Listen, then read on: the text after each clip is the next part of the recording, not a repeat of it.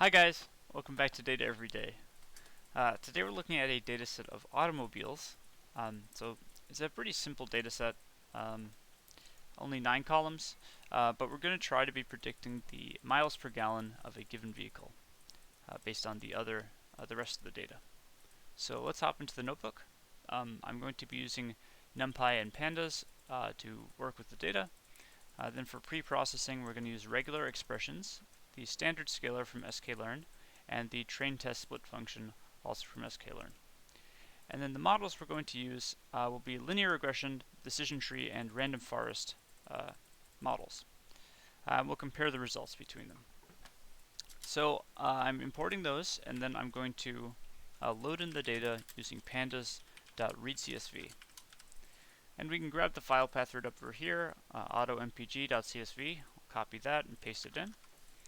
And we can take a look. So, like I said, 9 columns. We only have about 400 rows, but it should be okay. So let's get a little information on the dataset using data.info. And we notice from this, we have no missing values. We have 398 total entries, and in each column, we have 398 non-nulls. We also have 1 and 2 object columns. The car name makes sense because it's a string, so it's an object. But the horsepower column, if you look at it, it's actually an integer. So the fact that we see object here suggests we may have some bad data in here. Some data that cannot be encoded as an integer. So let us start pre-processing. I'm going to make a function called preprocess_inputs. That's going to take in a data frame, and for now it's going to return a data frame as well. And we'll start off by making a copy of our data frame, just so any changes we make to it will not be made in place. Instead, we'll be making it on a fresh copy. And the first thing to do, well, we can get it like this. I'll call it x, and that will be preprocess inputs, and we're going to pass in data. So the way this is nice is we can see the final output here, and we can see the original input here. So this is not going to change, but this will change based on what we do inside the function. So the first thing I'd like to do is actually I want to make a feature from the car name column. So the car name column is on its own, it's not very useful. I'm almost positive that each one of these is unique. We can get that for sure by taking the column and typing .unique on it. And that will give us car name not found. Oh, no underscore, sorry, space. And that has a whole list of the unique values in the column. So if we get the length of that list, we'll end up with 305. So it looks like maybe we have some duplicate car names. So maybe there's a few cars that are the same in here. Actually, 398 minus 305. Sorry, 305. Whoops. Is 93. So there's 93 duplicate names in here. And so that's not enough to warrant each entry having its own column. So normally what you do with something like this is you'll use we can use pandas.getDummies to take the column and create a bunch of dummy columns for it. So this is a way to encode categorical information. It's called one-hot encoding. Each unique value gets its own column, and there will be a 1 in a given column based on the original value of that example. So here there's a 1 in the VW pickup column. That's because, for example, 394, the car name is VW pickup. However, this creates a whole bunch of columns, and there's not a lot of overlap, right? Because there's only 98 values that are shared between these columns, having this will not actually add much to our data. So something more clever we could come up with is to notice that the first name of each entry is the make, right? So we can make a new column that's just the makes, and hopefully we'll have a lot more overlap between those columns. So let's create a make column, and this is going to take the car name column, and it's going to apply a function to it, a lambda function that takes in a input x, In this case, x will be a given one of these names, and it's going to output, we just want to output the first word of x. And so to get the first word of a string, we can use regular expressions. Here, one second, I'll pull it up. So this website is called regex101.com, and it's a fantastic way to play around with regular expressions and sort of get your hands dirty working with them. So we can take a string and paste it in as a test string, and then we can type our regular expression up in the top to target various aspects of it. So I just want the first word from it. So down here it tells you all the different sort of tokens and expressions you can use inside the regular expression. And you'll notice start of string is the caret. So if I put the caret, this will target the beginning of the string. We also have right here, any word character is given by \w. So \w will find a word character at the start of the string. And then over in quantifiers, so here, quantifiers basically tell you how much of something you want. We want something that's going to give us one or more, right? Actually, interesting, it doesn't show the one or more quantifier here. The one or more quantifier is the plus. So if you see here, matches between 1 and unlimited times, and it's matching word characters at the start of the line. So this will start at the start and then find any number of word characters until it hits something that is not a word character, in this case white space. So that regular expression will sort of harness our first word from every string. So we can do that in Python using RE, that's regular expressions, the module I imported earlier, .search, and we pass in our regular expression as a raw string. So I'm going to paste the regular expression in there, and then we pass in the string we want to search. So let's use this as an example. Now this will, it'll actually return a match object. You can see inside the match object it tells us that we got the right match. This is what we're trying to match. But if you want to return it as just a string, we'll type .group and pass in 0. And that will return the actual string match. And so it seems to work, right? If we pass in another one, this one should only return Buick because it's the first word. And sure enough, there we go. So now we know this thing can be used to capture the first word of every element in the column. So let's use this in our lambda function. Remember, x is going to be a given one of these. So we want to return this thing from earlier, except the string we're searching is x. So it's taking an x and it's returning just the first word of x. And that will be applied to every value in car name. After that, since this is a new make column, so let's create make feature. And then we're going to want to drop the original car name column because now we've taken the information we need from it. We no longer need it. So df equals df.drop car name, and we want to specify that we're dropping from axis 1, which is the column axis. And now if we run that and get our x and take a look, we now have a make column with all the makes. And we no longer have the car name column. So let's take a look at this. Whenever we do something like this, there's more often than not, there's some problems with it because maybe not all the car names were encoded the same way. So what we can do is we can get a list of all the unique values in here. So x sub make will just get the make column, and then we do .unique to get all the unique values. However, it's sort of hard to visualize that way, so something else you can do, you can either turn it into a list, which will show it in one row, or you can also get the value counts, which takes each unique value and tells you how many of them are in each one. And this is sort of more useful because you can see typos tend to be on the lower side, because this would mean we'd have to make a typo 51 times. So we're sort of looking for typos now. And I see there are some typos. So typos and also like different ways of saying the same thing. For example, VW means Volkswagen, but we already have a Volkswagen category. So what I want to do is sort of take these. You can see we have Maxda instead of Mazda. What else is in there?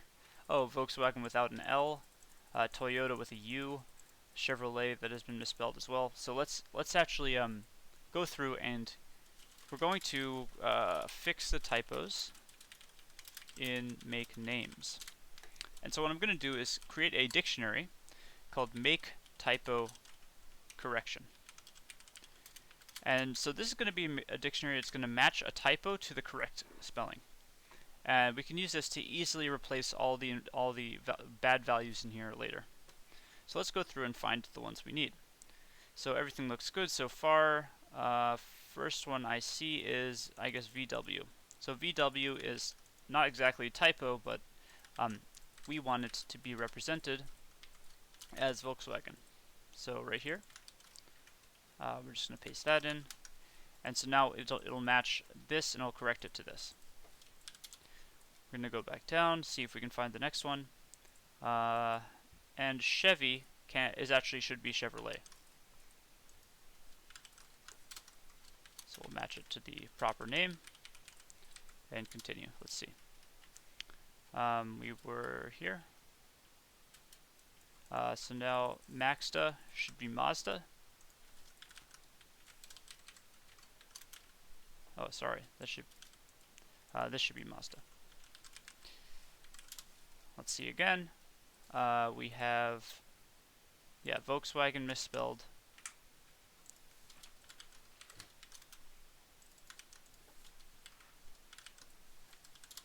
Check again. Toyota misspelled, and I believe there's only one more after that, which is the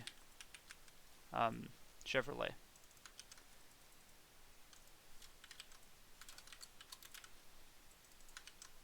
Okay, so that was a bit annoying, but we have all of our typos matched to the correct spellings now. So to actually replace the typos, it's very simple. We just take the make column and call .replace on it, and pass in the name of our dictionary. And this .replace function can actually just take a dictionary and map any keys to the values that are in it. So that's going to be our new make column, so I'll set that equal. And now if we run this, what's wrong? Invalid syntax. Oh, I forgot a comma here. Okay. So we run that, and now let's take a look at the new value count. So this is what we had before. And you can see there's fewer here. Most of, I think all of the, typos I could find seem to be taken care of. So now you'll see there's a good amount of overlap in this, right? Let's see how many duplicates. If we take the length of this, you can see this is the same as finding the unique values. 30, so there's 30 unique values in here. So now if we one-hot encode, we'll only get 30 new columns, and there will be shared values between the columns. Because you can see it pops up more than once, right? This one pops up 3 times right here. So let's go ahead and start. Let's one-hot encode it. So one-hot encoding, like I said, we'll use the getDummies function from pandas, and we're going to create a new function up here called one-hot encode. I'm going to use this function to one-hot encode all the columns at once. It's going to take in a df, or data frame, and it's also going to take a column dict. This will be a dictionary that maps the column name that we want to one-hot encode to a prefix to use. And so let me show you what I mean by prefix. We can use this pandas.getDummies. Let's now use it on the make, x sub make. And you see now each make has its own column, right, with the ones based on what the original values were.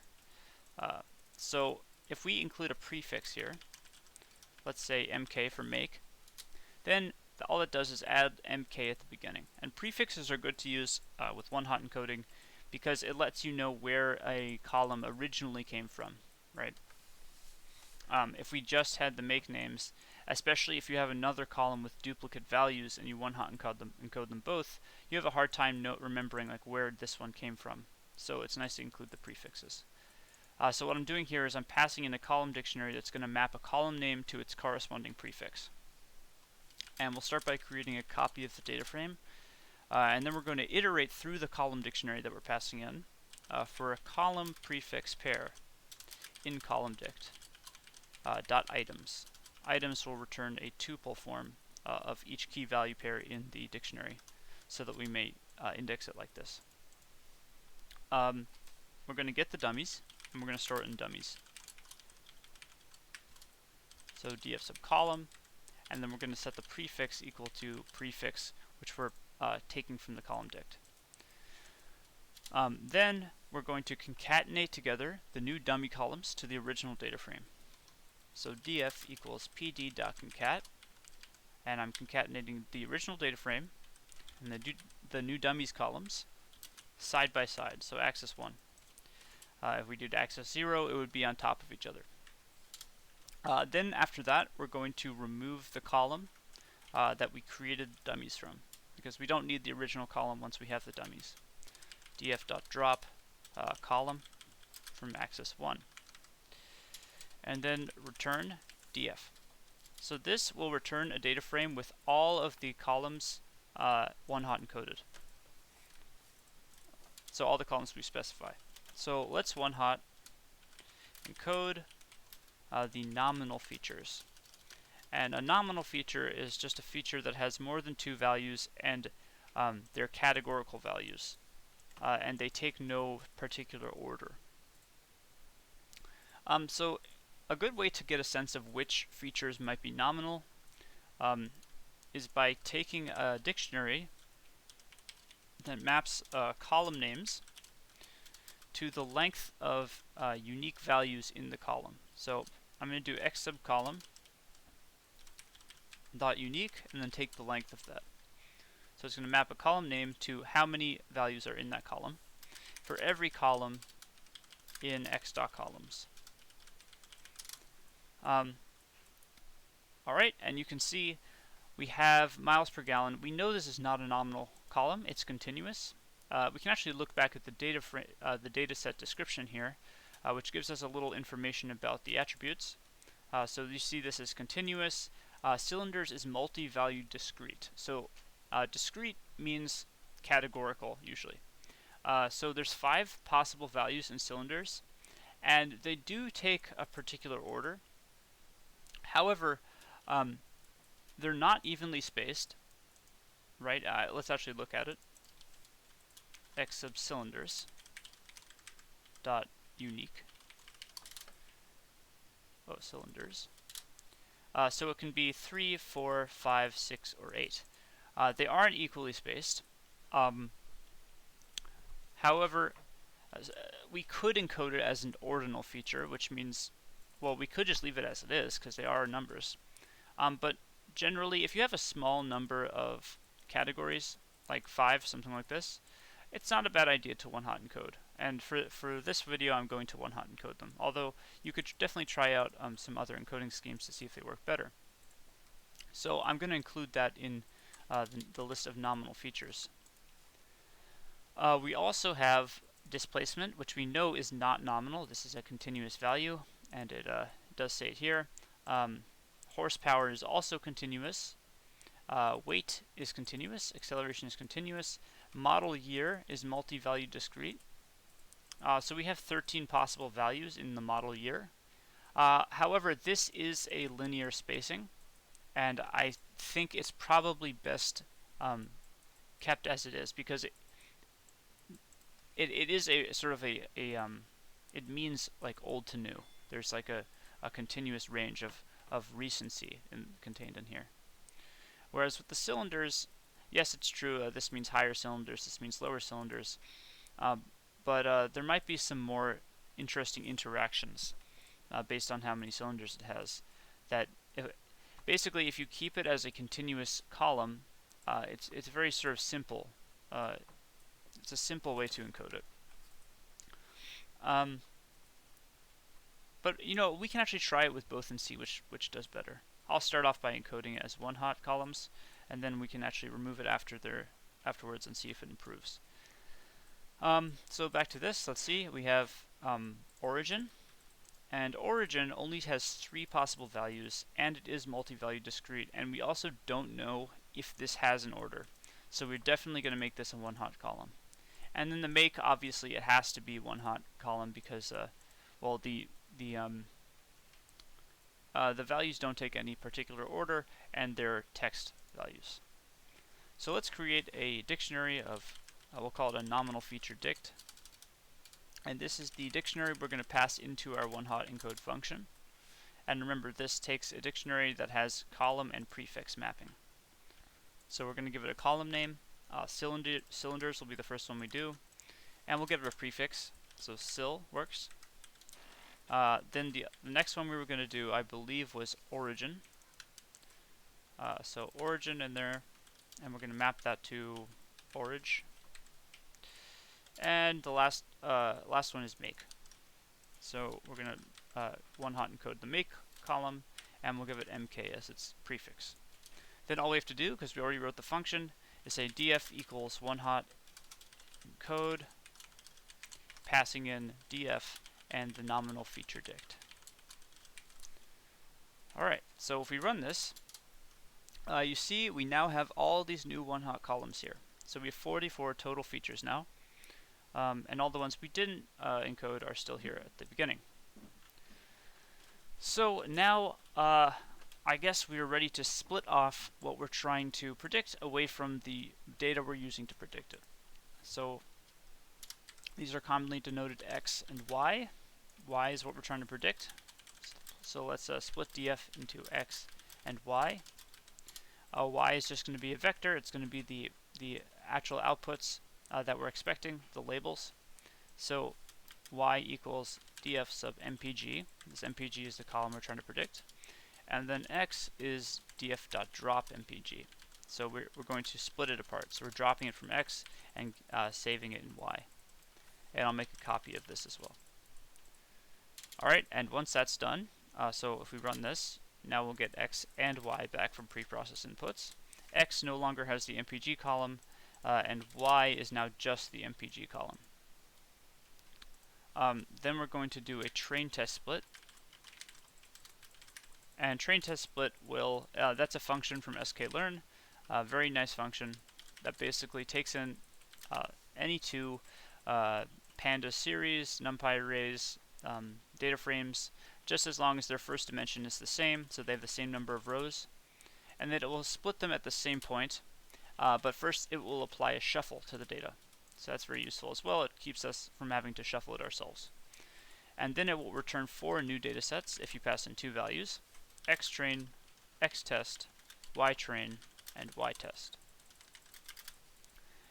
So we want to specify a train size, how much of the data is going into our train sets, xtrain and ytrain. And so let's do 70%. So 70% of our x and y are going into the train set, and the other 30% are going to be put in the test set. And because this shuffles the data, like I said, I'm going to include a random state that will ensure that the data is always shuffled and split in the same manner. So now if we run this, it's now going to return 4 values. I have to specify it here first. It's going to return xtrain, xtest, ytrain, and ytest. So we're going to now get those values over here.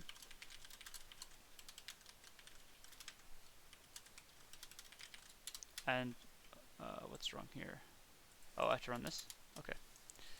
Now we have xtrain, which is 70% of the data, so only 278 rows, and xtest, which should only be 30% of the data, so 120 rows. And then, once this is done, we're going to scale x. So scaling improves the performance of many models. Today we're using a linear regression model, a decision tree regressor, and a random forest regressor. Now I should note, the scaling will only affect the performance of the linear regression model. Tree models are not affected by scaling because they only depend on the relative difference between values, and scaling preserves those relative differences. So what scaling is, though, is it'll take a column and it will shift it so the mean is at 0, and then scale it so that it has a variance of 1. So we can get a scalar from sklearn without having to code it up ourselves.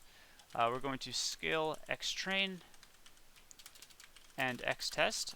Note we're not scaling y. Y should be kept the way it is because it's the value we're trying to predict.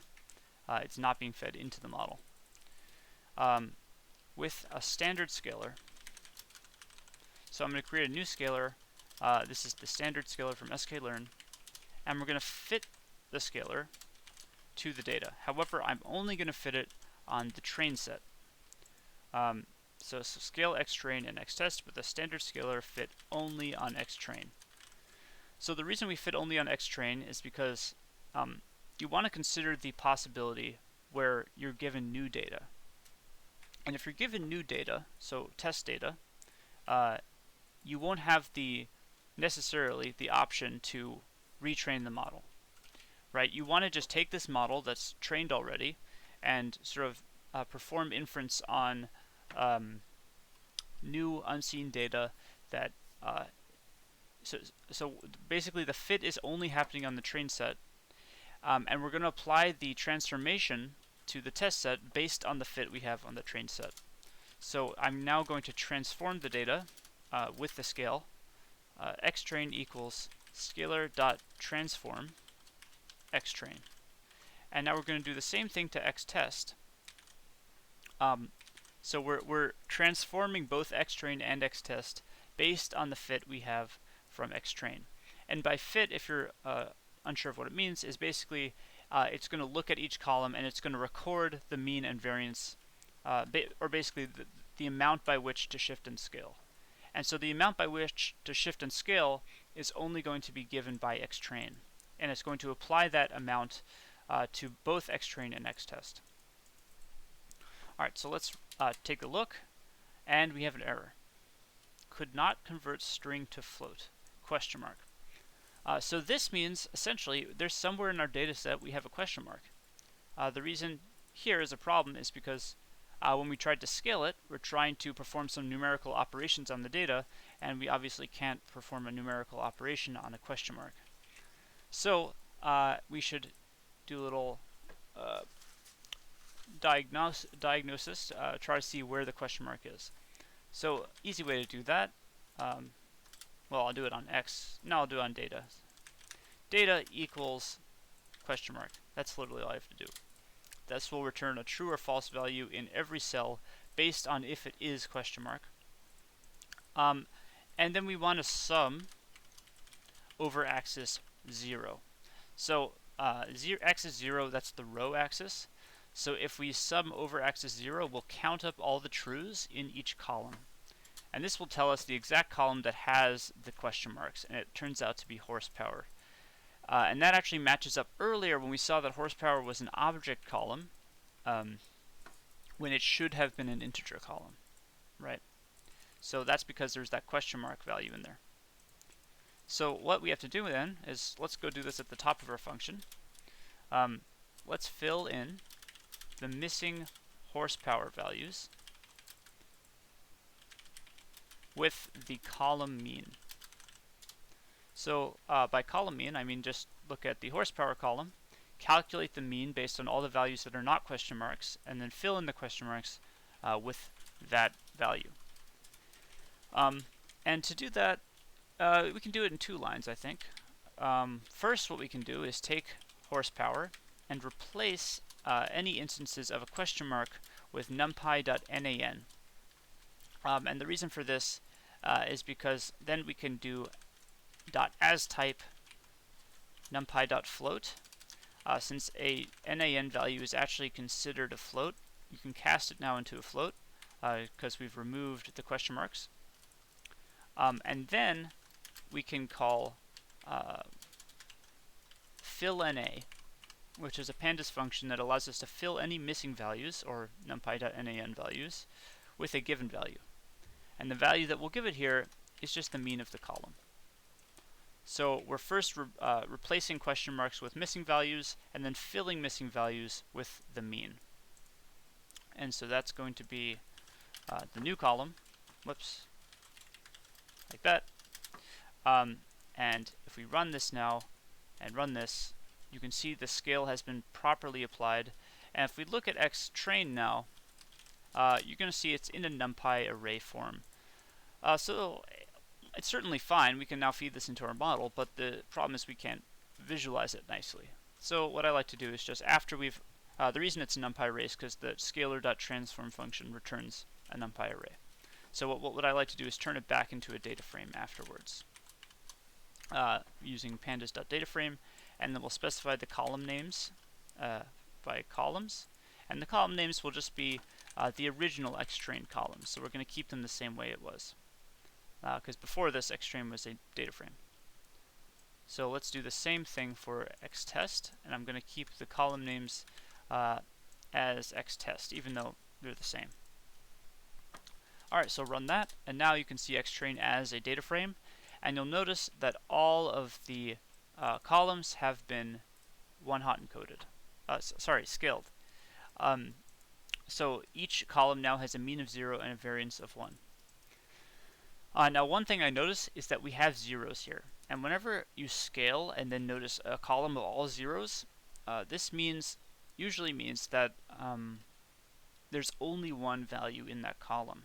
So what I'd like to do now is go back here.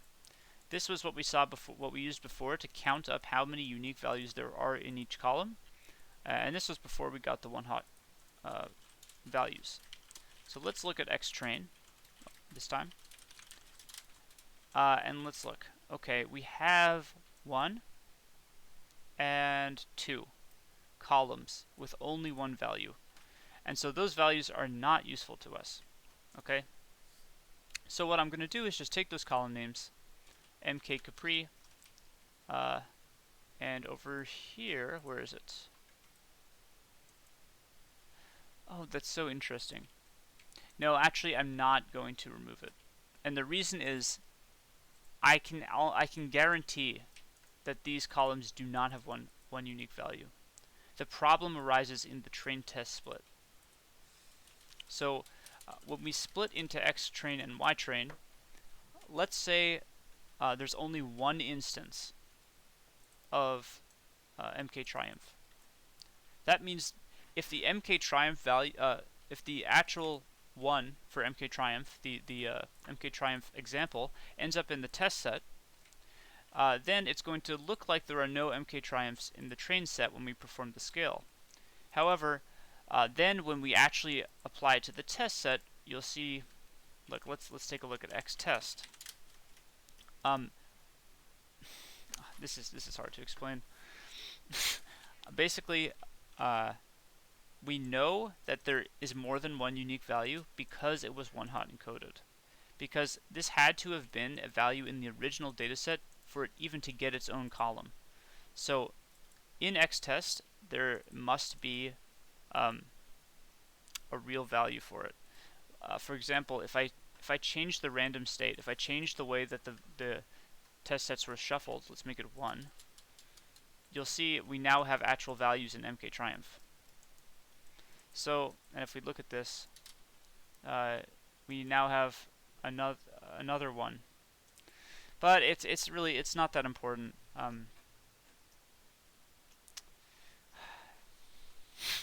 I don't know. This is actually a problem I've never really considered before. When you have only single instances of one-hot columns and they get sent into different test sets, train and test sets. I don't think it will matter too much. Losing out on a single instance. Yeah, I guess because if it's a single instance, it's not actually contributing anything to the data. Because there's nothing else that's going to have it. There's nothing else that's going to that it can compare to. There's no overlap. Interesting.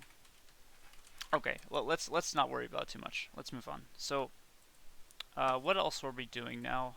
I think we're ready to go. So I'm going to leave, I might as well leave the random state as I had it before and then take a look. So we're going to ignore that zeros. We're ready to go. So our y still looks like this. Let us start training. Whoops. Okay.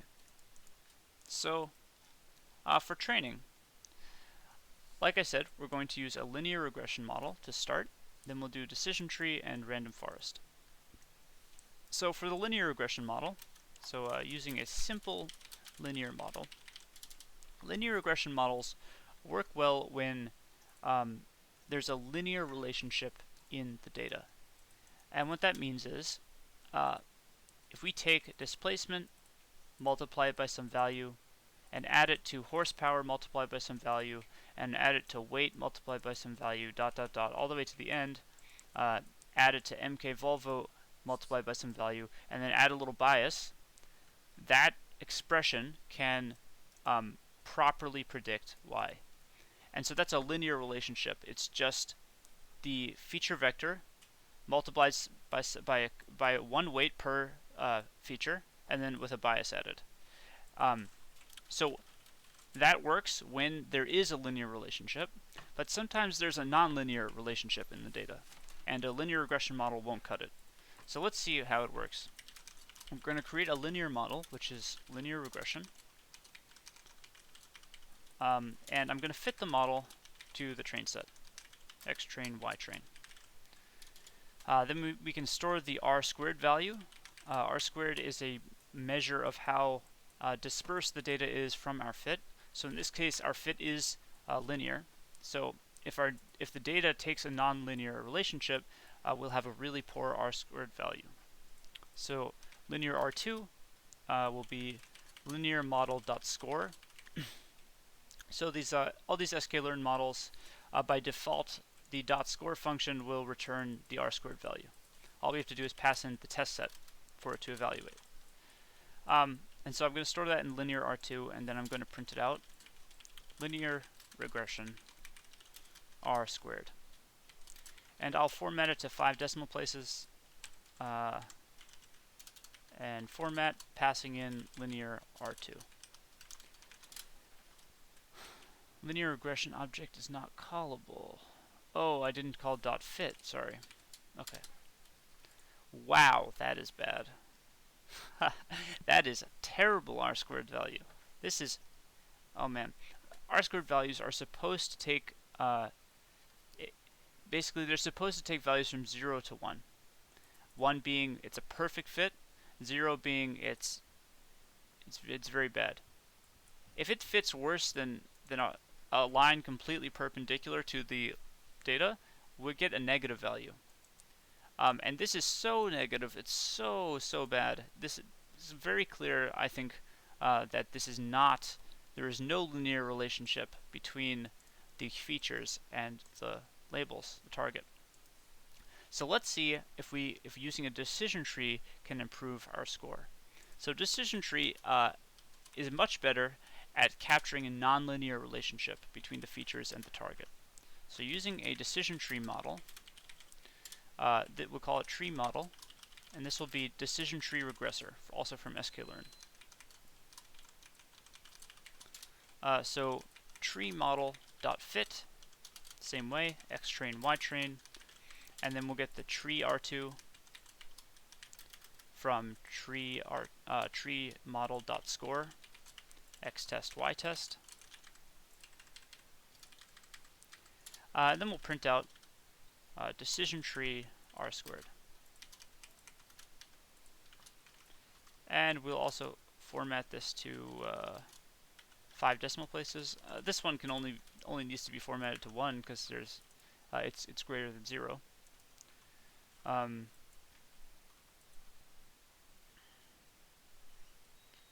Okay, so